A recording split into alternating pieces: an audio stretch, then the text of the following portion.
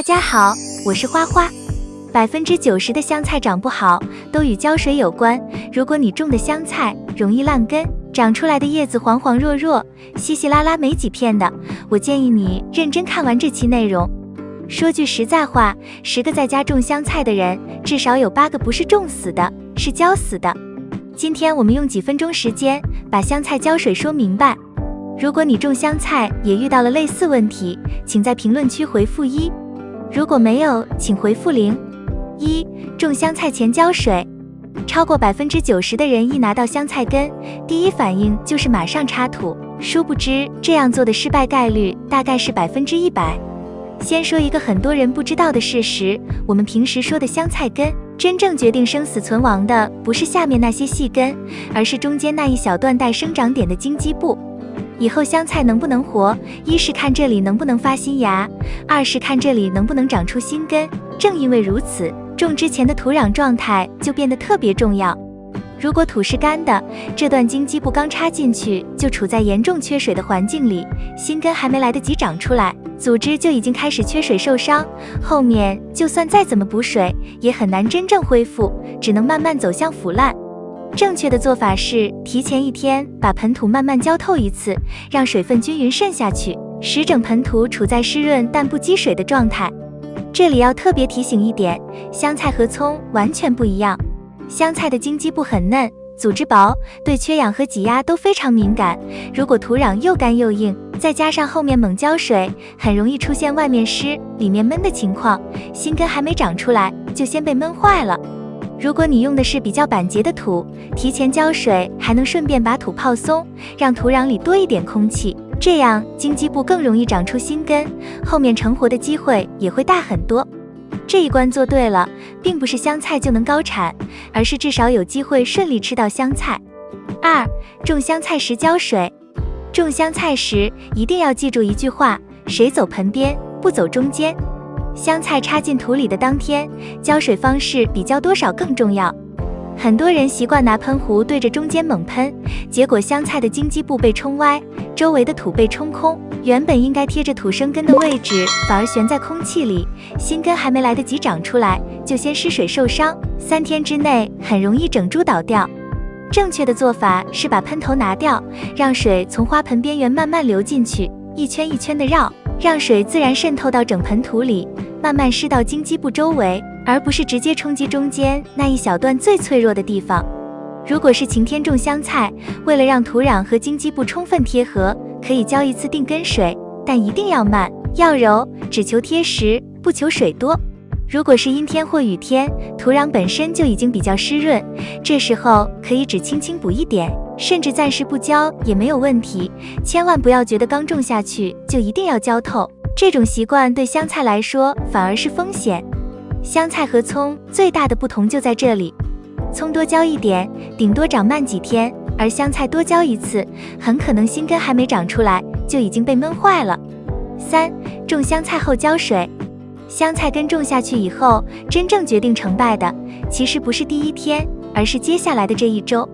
很多香菜看起来是突然死掉的，其实不是突然，而是茎基部在前几天重新生根的过程中已经出了问题，只是叶子还没来得及表现出来而已。在刚种下去的前3天，香菜主要靠原本残留的组织勉强维持，而新的根系还没有真正建立起来。这时候如果浇水过多，水分长期堆在土壤里，空气进不去，茎基部周围就会变成缺氧环境，新根还没长出来就先被闷坏，后面很容易出现发黑、腐烂的情况。所以这几天浇水的原则只有一个，就是宁可少一点，也不要多一点。只要土壤表面保持微微湿润就够了，千万不要看到土干一点点就立刻整盆浇透。比较稳妥的做法是每天用手指插进土里2厘米左右，如果还能感觉到潮气，就先不要浇水，只有在摸起来明显发干的时候，再补一点点水即可。这样做的目的是给茎基部周围留下足够的空气空间，让新的根系能够慢慢长出来，而不是在潮湿闷热的环境里被水憋死。等到你看到香菜开始长出新的小叶子，说明新的根系已经初步建立，这时候它才算真正站稳脚跟。此时对水分的需求会比之前稍微增加，但依然不适合大水猛灌。通常2到3天浇一次水就比较合适，每次只要把盆土浇湿即可，不要让水长期积在盆底。再往后，当香菜的叶子明显变多，颜色变深，生长速度加快，就进入了这一茬的生长期。这时候它对水分的需求会比前面大一些，尤其是在天气比较凉爽、通风比较好的情况下，可以适当增加浇水的频率。但即便是在这个阶段，也仍然要记住，香菜更怕闷水，而不是怕缺水。只要盆土不长期湿漉漉的，它一般都能把这一茬顺利长完。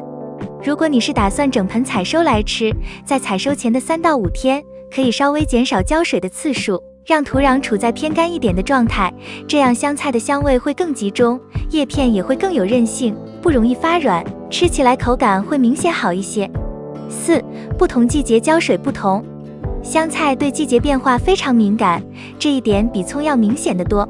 尤其是用香菜根再生这种方式，本身根系就是后期重新长出来的临时系统，如果季节变化时浇水方式不跟着调整，很容易刚站稳脚跟又出问题。春季气温回升，但还不算炎热，空气湿度也比较适中，是最适合香菜重新生根，也最容易成功的季节。这时候茎基部长出来的新根扩展速度稳定，对水分的需求属于中等水平，一般每2到3天浇一次水就可以了。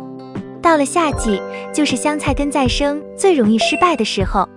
气温高，湿度大，再加上阳台通风条件有限，很容易形成闷热潮湿的环境，而香菜重新长出来的新根又细又浅，对缺氧非常敏感，只要土壤长期潮湿，新根就容易停止生长，甚至直接腐烂。因此夏天浇水一定要选在早上，让水汽快速蒸发掉，避免积水。每次浇水的量要比春季少一些，只要让土壤表层湿润即可。如果连续高温超过30度，甚至可以适当停1-2天不浇水，也不要因为担心它缺水而天天灌水，很多香菜就是在夏天被自己的勤快浇死的。进入秋季以后，气温逐渐下降，空气变得干爽，茎基部的新根活动能力会明显恢复，香菜的整体状态也会稳定下来。这时候可以重新回到春季的浇水节奏，按照2到3天一次的频率来浇水。到了冬季，香菜的生长速度会明显变慢，有时看起来几乎不怎么长，这并不是出了问题，而是新根系统进入了低活动状态。这时候它对水分的需求也会随之降低，如果还是按照春夏的频率浇水，很容易造成盆土长期潮湿，从而引发新根衰弱甚至腐烂。比较稳妥的做法是等到土壤表层明显变干之后再浇水，哪怕1周浇一次也属于正常情况，千万不要因为看到香菜长得慢就忍不住频繁给它浇水。以上就是今天分享的内容，喜欢我的内容请点赞、关注并多多转发，感谢观看，我们下期见。